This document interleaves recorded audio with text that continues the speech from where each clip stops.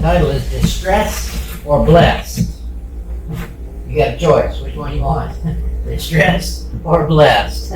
Genesis 25, we're going to begin in verse 21. 25, 21. And Isaac entreated the Lord for his wife because she was barren. And the Lord was entreated of him. And Rebekah his wife conceived. And the children struggled together within her. And she said, If it be so, why am I thus? And she went to inquire of the Lord.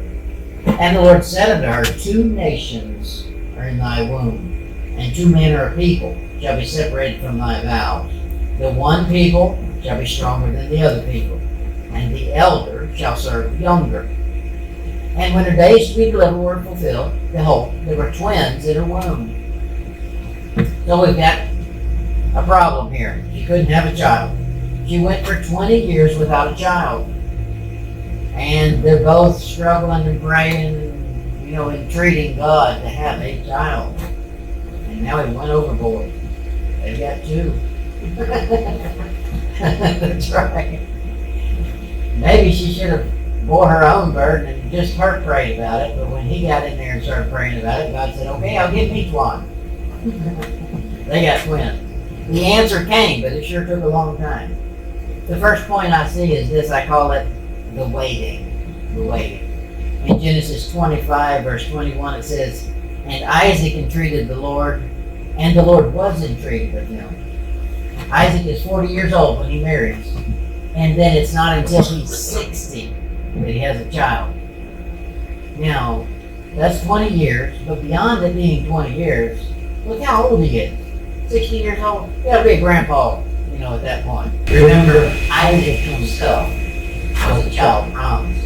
It had been 25 years for Abraham and Sarah before they had a child. So he's probably grown up knowing, hey, there are some things that God takes a long time before he fulfills. And he expects you to keep praying and stay on the ball with it. And so he was the example from his parents of entreating God and God fulfilling his word, but making you wait a long time for him. So to him it's old hat. And yes, this is just what we're going to do. We're going to keep entreating God. And he did. Look at 2 Samuel 8. He said something in our verse. He said that the elder's going to serve the younger. And there's this struggle that's going on. And things are not going to be quite as they seem. It's not until David comes on the scene that this is actually fulfilled. All the way up to this point, it's Esau who wins. Esau stays on top, not Jacob. So it took a long time to have the children. The children come out with a promise that's also going to take a long time to fulfill. Here it is in 2 Samuel 8, verse 14. And he put garrisons in Edom, as Esau. Throughout all Edom, put garrisons, and all they of Edom became David's servants.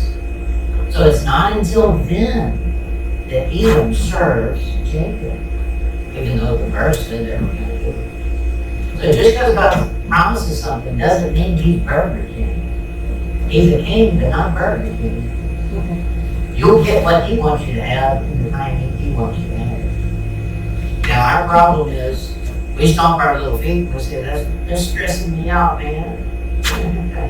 Is it? No. God's blessing should not be a stress for you, even though the flesh will tell us it is. Isaiah 25. Isaiah 25, verse 9.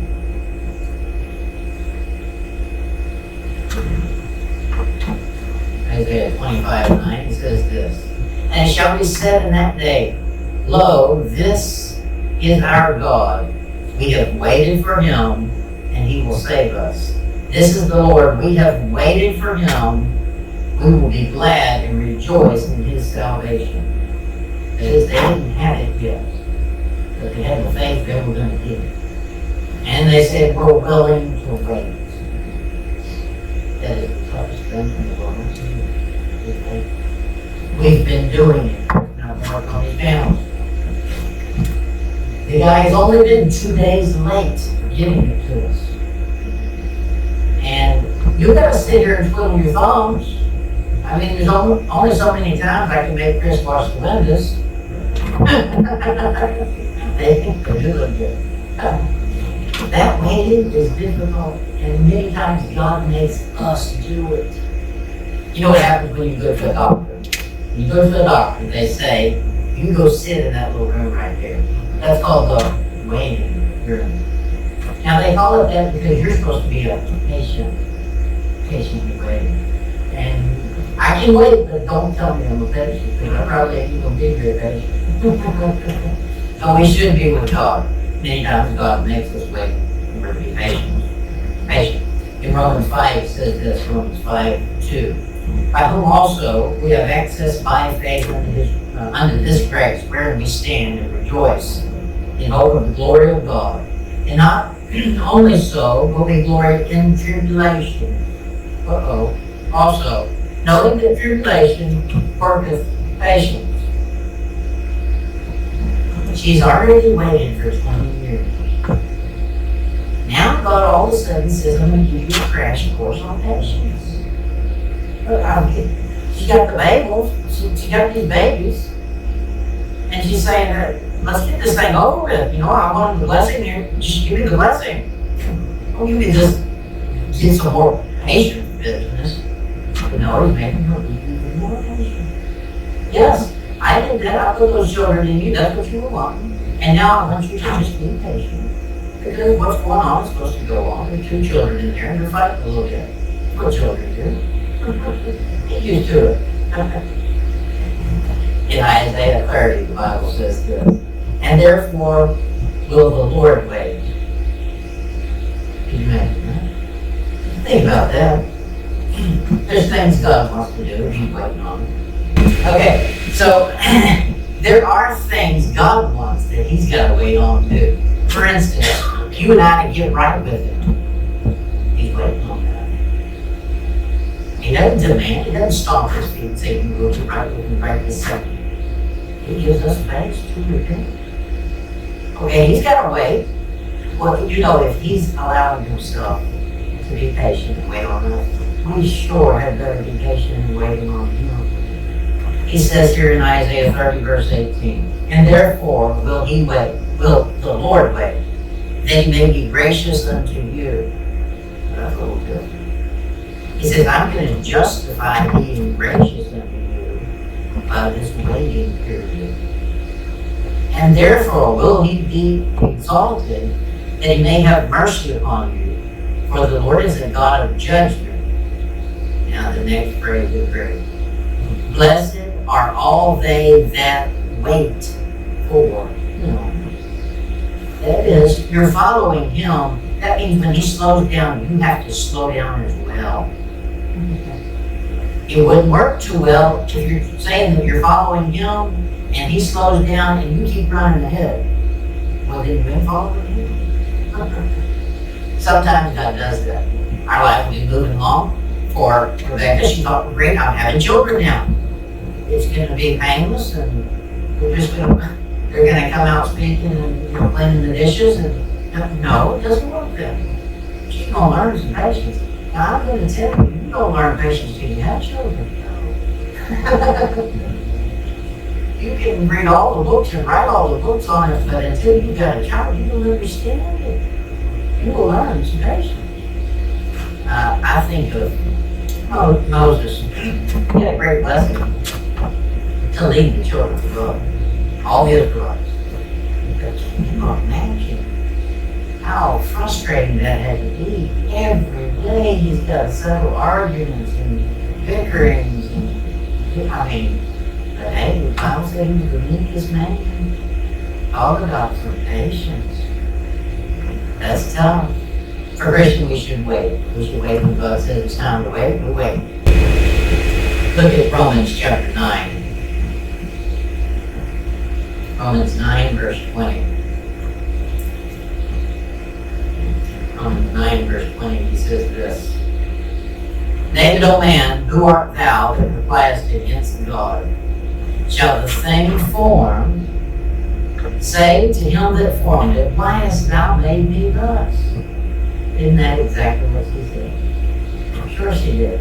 He said, if I'm really blessed, why am I thus? Why am I like this? The New Testament says, how dare you tell God, why is this happening? We might, our little brains, things don't click the way they should. God's got a plan, and we sure got one. And many times they're not running on the same track. And God will be blessing us, and we don't realize He's blessing us. And so we think, why is this happening? You know, I want all the good. And we get down the road a piece, and we can look back and see that we were getting, God was doing exactly what we wanted Him to do. We just didn't feel it. And for her, it doesn't feel like it when she's pregnant. With the double pregnancy. Twins. Somebody put over it, but it was a blessing. The next thing I'll see in our text is what I call is wondering. Now that's what our mind does, it wonders. Okay, I thought I was blessed, but was I really? I'm not so sure that's what I thought it was. You know, at one time I thought this, and then it looked like things were beginning to move that direction, and now all of a sudden I'm not seeing what I thought I should be seeing. Your mind starts wondering, was God really doing what I thought He was doing? Now that can be very dangerous. The mind is our worst enemy. And it'll tell you, you must have done something wrong. Now you got 2 kids up in here. That doesn't feel right. Something's wrong here. Let me think this thing through.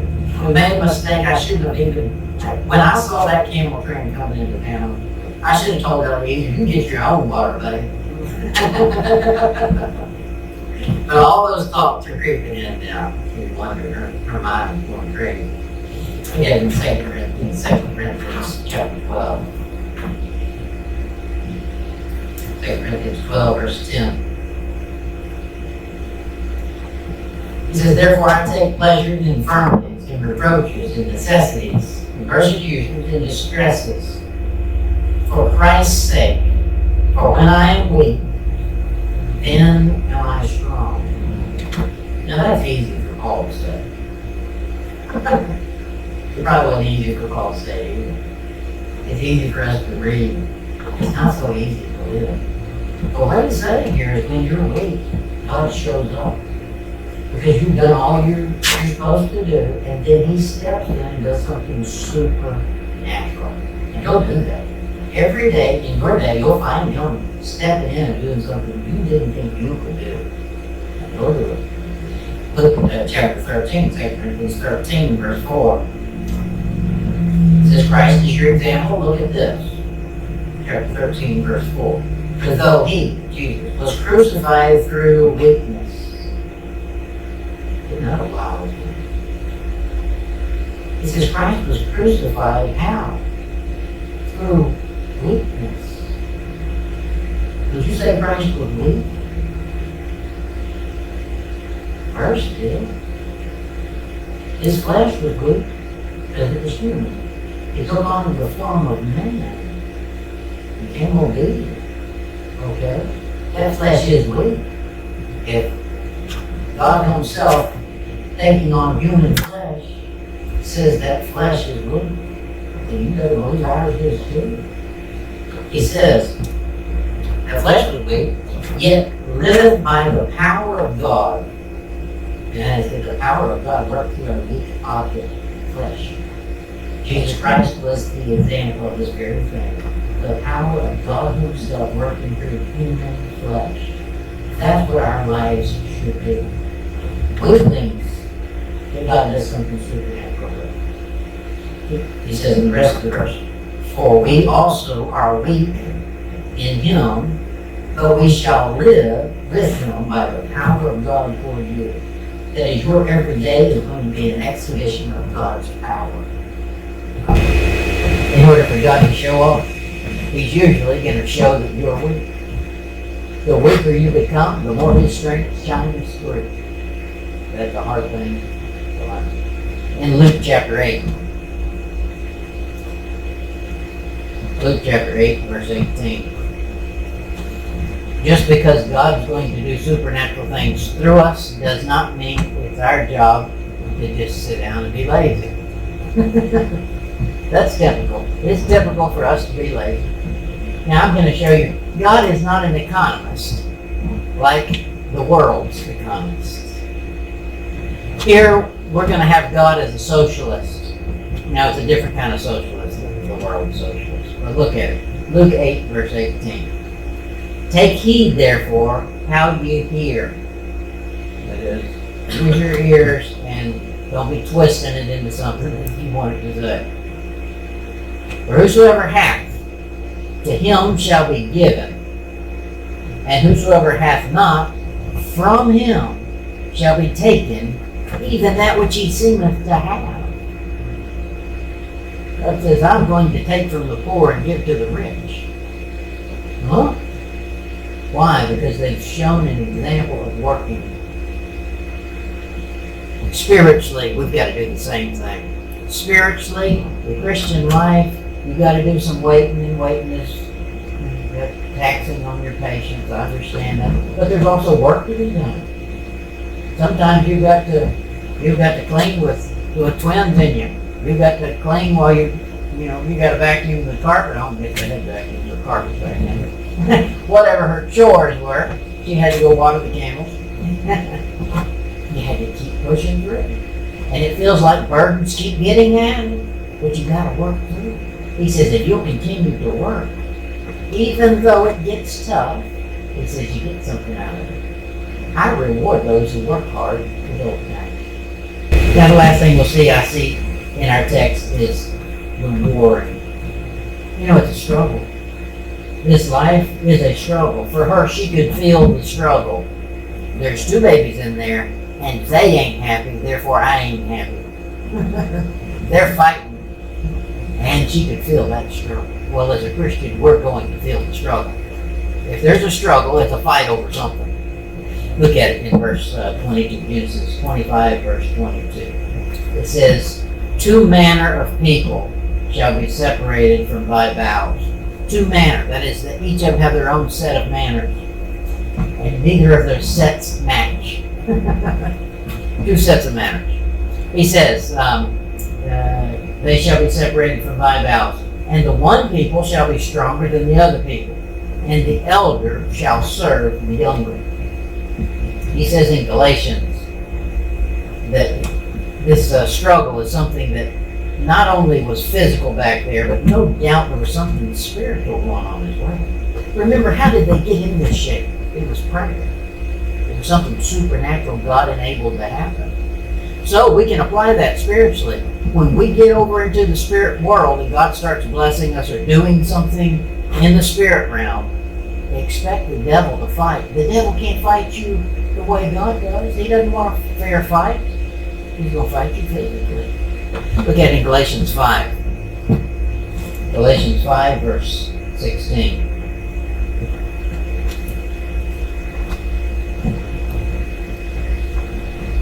Galatians 5, verse 16. Here's 2 things that seem like they're not even on the same playing field. Yet he said they're right there together. Galatians 5, 16. This I say then, walk in the Spirit. Okay, you can't walk in the Spirit. Tell me how you do that. You jump out of your body, you lay your soul down on the sidelines, and your spirit just runs around. Okay, he's making a spiritual application. Walk in the Spirit.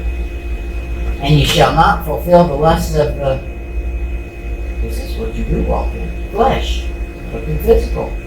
Spiritual and physical. That's the 2 that are going to compete, and they're not even equal. They're 2 manner of people. Very different. The flesh fights one way, and the Spirit another. He says, verse 17, for the flesh lusteth after the Spirit, against the Spirit, and the Spirit against the flesh. And these are contrary the one to the other, so that you cannot do the things that you would. He says they're opposite. I know they're opposite. That's exactly what I'm talking about. They're opposite. You can't do what you used to do. You can't do what you want to do. You can't do what the flesh wants you to do. But now there's 3 elements going on right here. I know you don't see them all. You're going to see two elements right off the bat. You see flesh and you see spirit. But what you're not probably aware of is neither one of those makes you do anything. The spirit can't force you to walk in the spirit. The flesh can't force you to walk in the flesh. There's a third unseen person present. You. You decide, are you going to walk in the spirit or are you going to walk in the flesh? Now, that's that war. That warfare should be present. If the warfare is not present, then you've already joined some team and somebody else is doing all the work. There should be a fight. In 1 Corinthians 10, he says this, 1 Corinthians 10, verse 13. He says, there is no temptation taking you, but such as is common to man. This is a great verse. We all know this, and we all miss what it says. We just pass right by it. We don't realize he's saying exactly what he's saying. He says in 1 Corinthians 10:13, there hath no temptation, what's that next word? Taken you. What does taken mean? It means you fail. You failed. Most people say this verse means you won't fall for any temptation. No, sir, this verse says you've already fallen for it. There is no temptation taken you, but such as is common to man. Don't get too hard on yourself when you fail, or you might not get out. Look around. Everybody's done the same thing. That's no excuse for laying there. It's not. Everybody's failed at some point. You're a sissy if you can't get back up on your feet. He says, common to man, but God is faithful, who will not suffer you to be tempted above that you're able. It's a good thing God's faithful, because you're not faithful. You already failed, remember? It took you. But God's faithful. But will with the temptation also make a way to escape, that you may be able to bear it. We can count on it. Whatever the situation that we're going through, and even when you fail, God's made a way for you to escape. The escape route. Now, when do you want to escape? When there's an emergency. You know, they have when you go into a building, there's the fire escape route. And they put a little picture up and they say you go use the stairs. If I want to use stairs, I'd go to the gym. It says, okay, there's going to be an escape. Escape means something happened you weren't planning.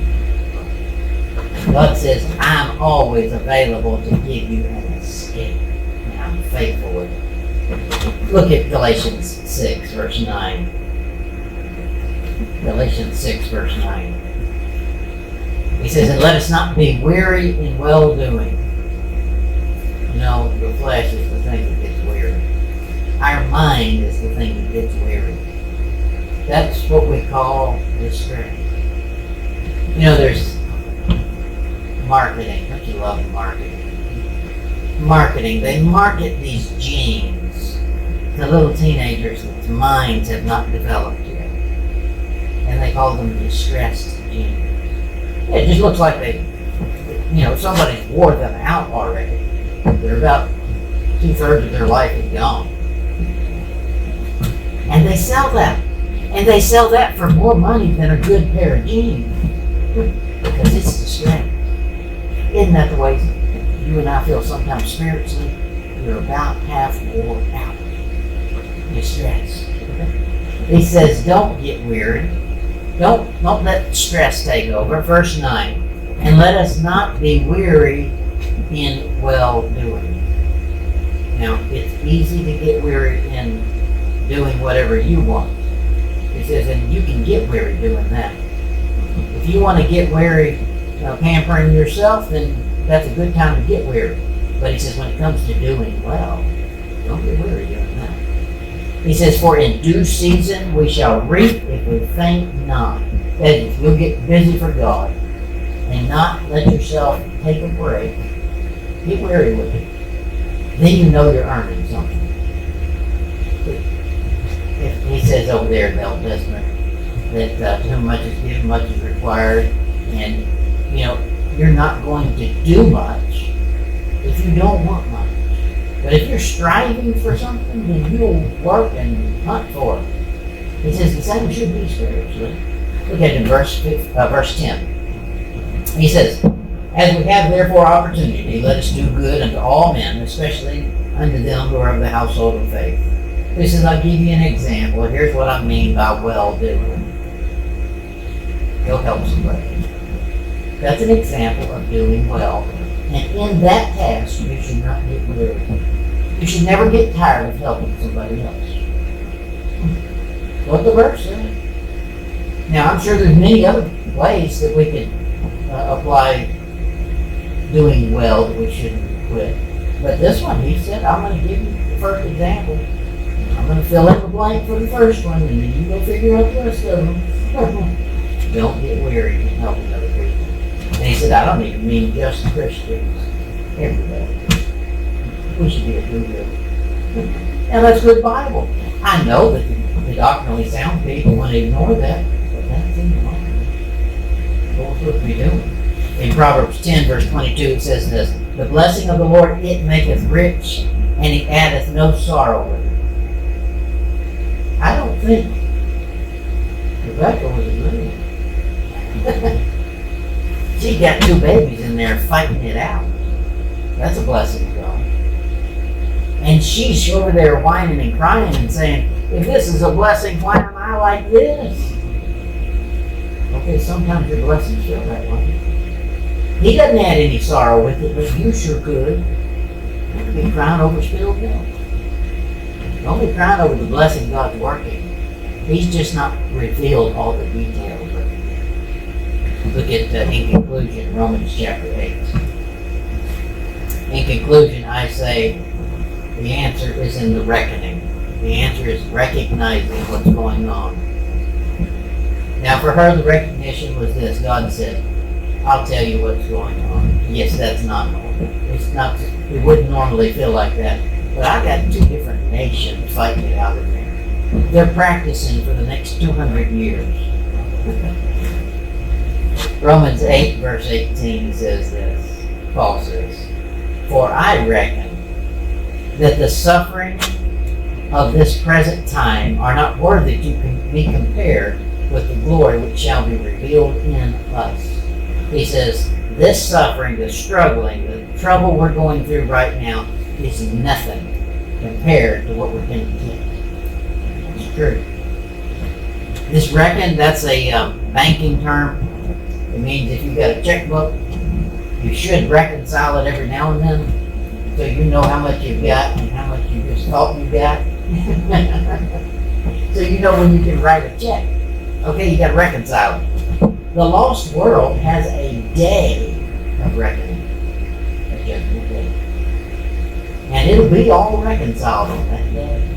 It'll all come to light, and it'll be apparent what's in the bank or whatever. But that's the lost world. You know, for a Christian, our job is every day to do some reckoning, according to what God says truth is. So let's balance our life, like you balance a checkbook, based on what he has to say. In 2 Corinthians 4, verse 17, he says, for our light affliction, oh, he hadn't seen mine. He says our, he just hadn't been around long enough or something. He says, for our light affliction, which is but for a moment, worketh for us a far more exceeding and eternal weight of glory. And he says, whatever your affliction is, when you get on the other side of it, you'll turn around and you'll see it was just for a moment. That's what he says over there in Hebrews, that a woman is going to be in travail and pain when she's having a child. But once she has the child, she'll forget all about the pain for joy that a man was born. Now, the same should be true for us. And I know it will be from heaven's point of view. When we get to heaven, whatever struggle and pain we've had to go through, we'll look back at it and say that was just a blip in the road. And the rewards that we get are going to be exactly where we earned them. Eternity. So they'll be eternal. If you want to earn all your rewards right here, then they'll stay right here. Temporal. They burn up in the big bonfire this night. But that's the struggle she had to go through. And we'll have to go through this same struggle. And it's tempting to get all distressed about it. I know. However, we got to realize, for a Christian, distress is not our lot in life. God is actually going to bless a Christian. I don't think we want to get to heaven and say, I knew you were a mean and austere man. Therefore, I didn't believe that your blessings were actually for my good. No? Let's recognize whatever he's doing in our life, he knows what he's